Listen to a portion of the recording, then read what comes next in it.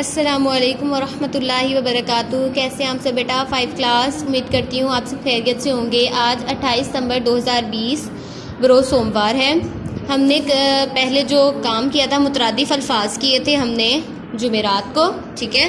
اس کے بعد سے ہمارا ٹیسٹ چل رہا تھا، ہم نے ٹیسٹ کی تیاری کی ایک دن اور ایک دن ہمارا ٹیسٹ ہوا ہے، ٹھیک ہے. یہاں تک آپ نے کر لیے تھے. اس کے بعد ہم نے کرنے ہیں یہ جو ہمارے باقی الفاظ مترادف رہ گئے ہیں، یہ آپ نے یہاں تک مکمل کر لینے ہیں. اور اس کے بعد اس کی مشق آپ نے حل کرنی ہے. دیے گئے جملوں میں رنگین الفاظ کی جگہ ان کے مترادف لکھیں اور جملوں کو اپنی کاپی پر دوبارہ تحریر کریں.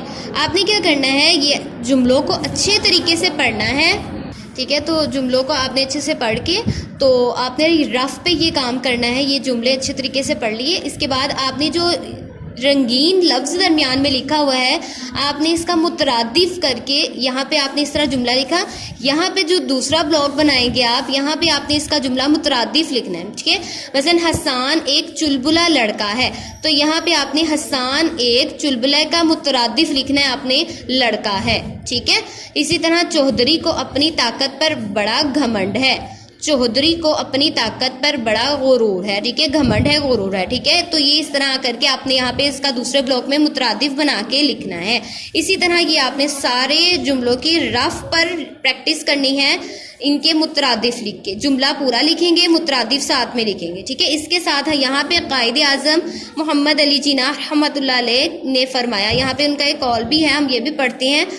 آخر یہ کہنے کا کیا فائدہ ہے کہ ہم سندھی یا پٹھان یا پنجابی ہیں؟ نہیں، ہم سب مسلمان ہیں. اسلام نے ہمیں یہی سکھایا ہے، ٹھیک ہے.